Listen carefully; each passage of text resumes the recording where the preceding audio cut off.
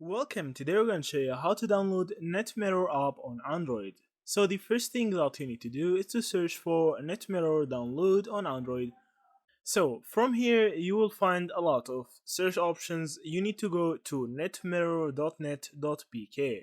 You need to click on this website as you see from here. Now you will find fast download APK. You can just click on this link and it will start downloading the NetMirror APK for you. So after that you can go to your file location on your Android.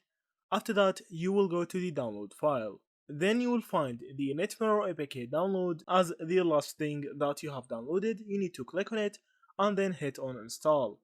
Now after the app have successfully installed on your phone, you can now go to the home screen and open the app and enjoy NetMirror movies and everything in NetMirror app. So that's it. Thank you for watching and see you in the next videos.